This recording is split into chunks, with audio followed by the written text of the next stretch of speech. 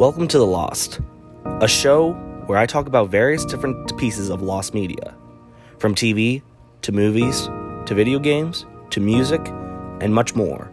I've always been intrigued by different pieces of lost media, so let's get into it.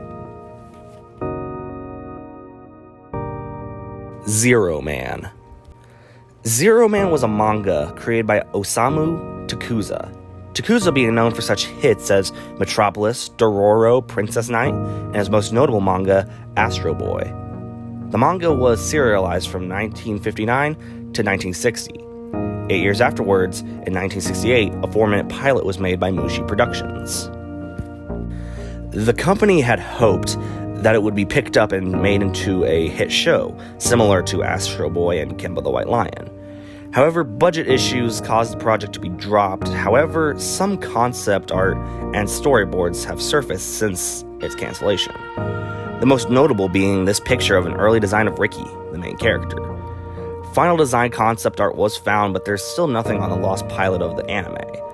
Chances are, it just was never released and will remain that way. However, that didn't stop speculators from believing such things. There was a September 1978 issue of Animage's magazine, a magazine dedicated to anime, that talked about the pilot. It was even speculated that a public showing of the pilot was screened in the 1970s, but that's not confirmed.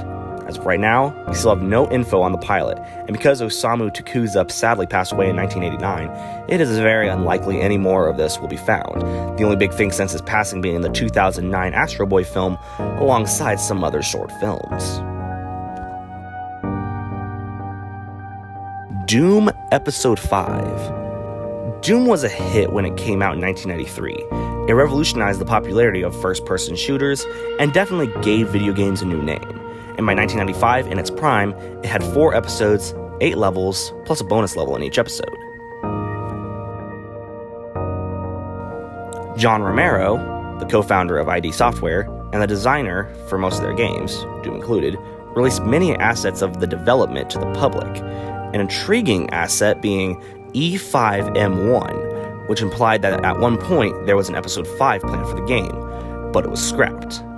All that exists of the episode is a single screenshot, with our main character aiming a weapon at what seems to be 2 barons of hell.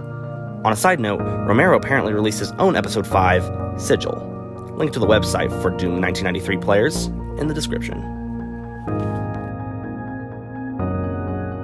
Ripley and Squeak.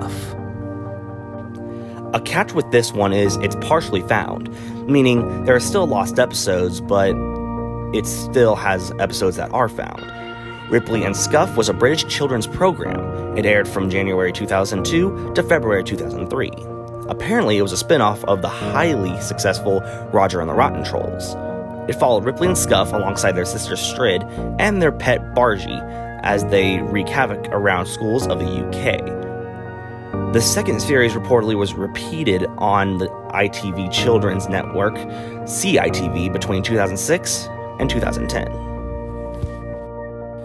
There were at least 60 episodes in this series, 20 in the first series and 40 in the second.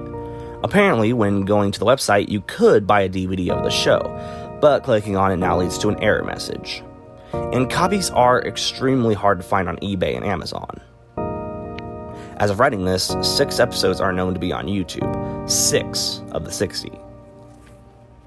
An episode that took place at Brookburn Community School in Manchester was uploaded in 2 parts in March of 2013. An episode that aired at Haynes School in Paignton, known as the episode Straw, was uploaded in November of 2015. The episode at Woodhill Primary School in Woolwich, identified as Series 2 Episode 4, was uploaded in September of 2018, with an episode at Bell Lane Infant School in Ackworth, being known as Series 2 Episode 24, being released as well on the same day. Alongside that, Series 2 Episode 38 was also released. The episode at Alvanese Primary School was recently uploaded in May of 2020. That means, unless you have a rare DVD, 54 episodes are still lost. Nabisco World. Advertising games have been around for a while, but easily the most notable lost one is Nabisco World, based around the company Nabisco. What I find weird about this one is that it was around for quite a while, running from 1999 to 2013. KF Holdings bought the site in 2001, and the layout was changed shortly after, with another rebranding taking place in 2005, and in 2007, Kraft Foods bought the site. The games were discontinued in 2013 after Kraft was bought by Mondelez International, announcing that the games of Nabisco World would not be offered anymore, causing many to be lost. Though through the Wayback Machine you can find some games, some are claimed lost. In total, there were 13 lost games, with 15 missing files, 7 being puzzle games, 3 are just known as missing files, 1 has no loader, not allowing the game to start, 1 is a soccer game with no female player files, and 3 have a loader, but not game files. Some of the games include Ready Set Lick, Ritz Chips Cornhole, Ballroom Blitz, Twist Out, and etc. These games, in my opinion, probably won't be found for a while, since the files are most likely deleted.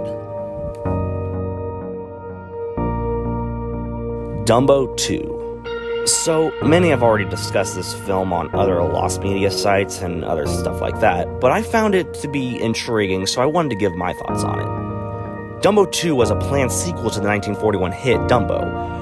Robert C. Ramirez was said to direct. Ramirez also directing DreamWorks' Joseph King of Dreams. The plot would have focused around Dumbo and Timothy Q. Mouse, alongside a slew of baby animals, each apparently representing a stage of childhood. They would have been separated from the circus and had to find their way back, all while figuring out their own flaws. After John Lasseter was named Chief Creative Officer of Walt Disney Animation in early 2006, he canceled production on Dumbo II, which was originally planned for 2001, but got pushed back and delayed until its ultimate cancellation. 3 things have surfaced of Dumbo II: a behind-the-scenes featurette, a storyboard reel, and the logo. As of 2020, nothing else has resurfaced from Dumbo II after its cancellation, making it one of the most notable lost Disney movies.